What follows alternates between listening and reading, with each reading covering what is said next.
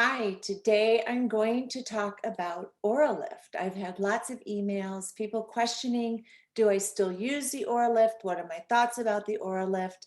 And I wanted to say, yes, I still do use the Oralift consistently. And I also take the breaks like it is recommended in the instructions. For those of you not familiar with the Oralift, you can go back and look at some of my prior videos, but I also will quickly give you a review. The Oralift is an orthotic created by a dentist out of London, Dr. Mahendra, and he found that before he was restoring bites or smiles, he would put in an orthotic, and during that time, there were substantial changes in the facial structure. So because he knew not everybody could get a mouth restoration, he created an orthotic that the consumer can fit with excellent instruction and support to really rejuvenate the facial features. So I wanted to first post my before and afters from when I first started using Oralift to literally this morning. I just jumped out of the shower, threw my hair in a ponytail. So these photos are somewhat, embarrassing or humbling. But these are 3 years later. So I'm going to share my first set, and let's just look at both just the face on. So when we're looking at the photo, you can see first, I really don't know if I looked that bad that day or if it was just bad lighting, but I look pretty tired. But I don't want to look at like what I look like. I want to just kind of break down what we're seeing. And let's start with the forehead. So do you see how the forehead, it's definitely almost like a dome. If you just take from my brow to my hairline, it is more of like a curve, like a cone head. Do you see that? And now let's look at this morning. And do you see how that's a little bit wider? And so there's an opening and an expansion, and that's the broadening. And now let's take a look at my eyes. Because of that dome type feeling, do you see how my hooded eyes just really are pulled down? And we do not give the jaw enough credit. When you have a very tight jaw, this pulls the temporalis, it tightens in. And so you can see that today, 3 years later, I really have lifted these eyes, and your focal point definitely is more of the cheekbones. Now let's kind of go down to the mouth. Okay, I had my lips tattooed in December. And so there is a difference in the lips that you're going to see a definite difference in the color. But let's just look at more of the height of the color. And let's look at the difference between the lip line and the chin. Like there's definitely, I feel like a more firmness. There's no filler. I have not done anything.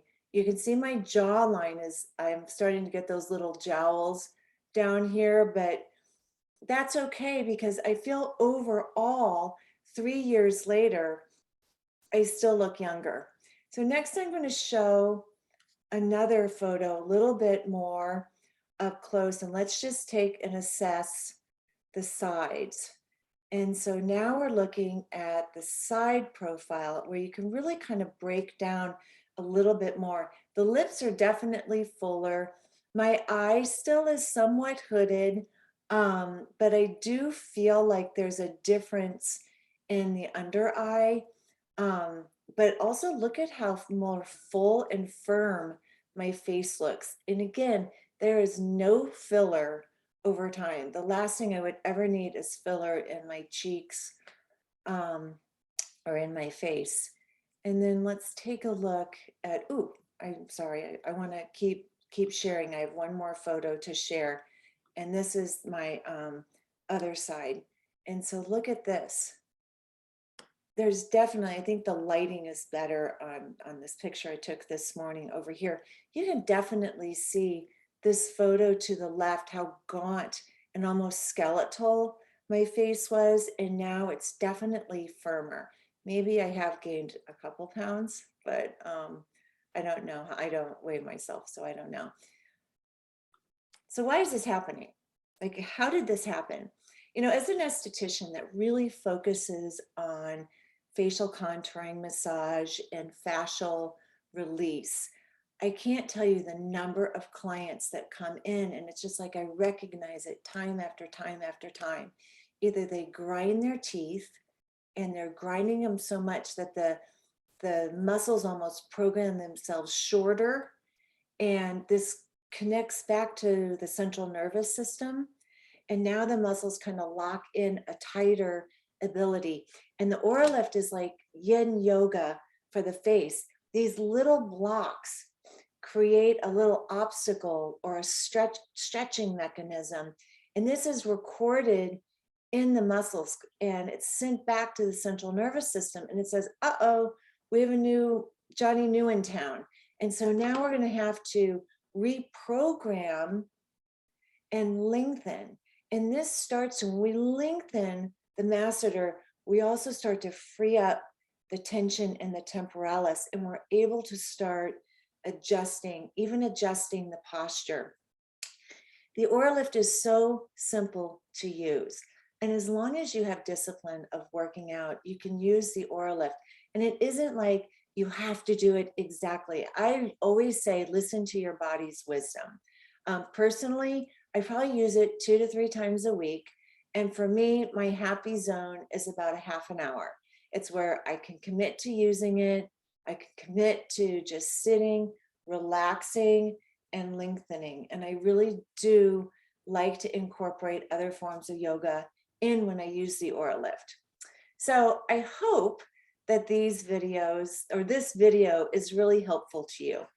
How do you purchase the Oralift? The Oralift is purchased direct from the company, oralift.com. And when you go to the site, you can see a ton of case studies, a ton of stories.